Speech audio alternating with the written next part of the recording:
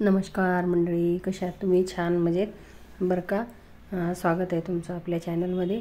आणि बरं का मैत्रिणींनो, तुमच्याकडूनही कधी असं होतं का की उपवास असल्यावर साबुदाणा जास्त भिजवला जातो आणि तेवढा केल्या जात नाही? तर माझंही तसंच काहीतरी झालं आमच्या घरी. साबुदाणा काल जास्त भिजवला गेला आणि आम्ही खाल्लाच नाही.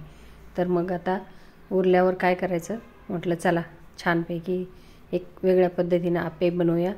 तर उपवासात तर आपण कोथिंबीर दुसरं काही खात नाही, त्याच्यामुळे आज स्पेशलच टाकणार आहोत. इकडे साबुदाणा घेतला कालचा, तो मिक्सरमध्ये फिरवून घेतला. एक बटाटा किसला आणि तोही टाकून घेतला. हिरवी मिरची, कोथिंबीर, शेंगदाण्याचं कूट, असं काही जे आपल्याला लागतं चवीनुसार ते टाकून घेतलं. थोडे मीठ साखर टाकली आणि बघा इकडे आता छानपैकी मळून घेऊया. याला एकजीव करायचं. मस्तपैकी बघा छान मळून घेतो.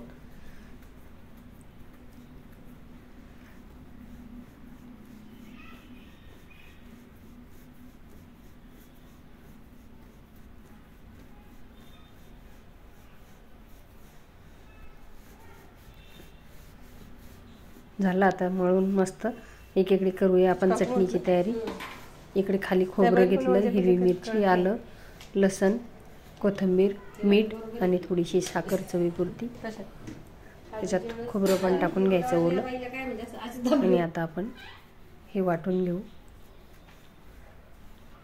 इकडे ठेवलं मी पातेलं, त्यात टाकलं तेल, जिरं, मोहरी, हिंग, कढीपत्ता आणि फोडणी करून घेऊ याची.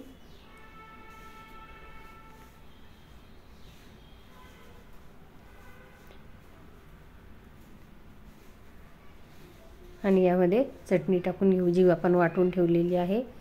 तर बघा किती सुंदर चटणी तयार झाली. आणि ही चटणी आपण इडलीसोबत पण खाऊ शकतो आणि आप्प्यासोबत पण खाऊ शकतो. अशी दोन्ही प्रकारे खाता येते. तर खूप छान अशी चटणी झालेली आहे. बघा किती सुंदर दिसते, एकच नंबर. आणि आता नाश्ता करायची बारी. तर या मग नाश्ता करायला. छान आप्पे आहेत. इकडे आप्पे पण तयार झाले. खरपूस भाजून घेत आहोत. या मग नाश्ता करायला.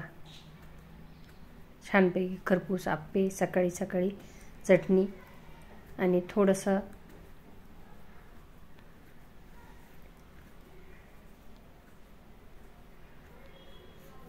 अजून भाजून घेऊ याला.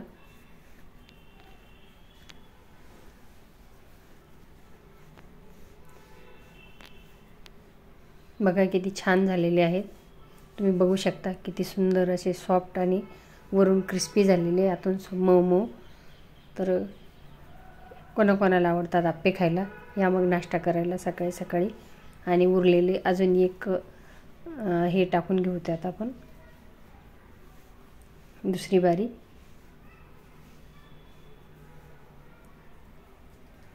बघा असा आहे नाश्ता. या नाश्ता करायला.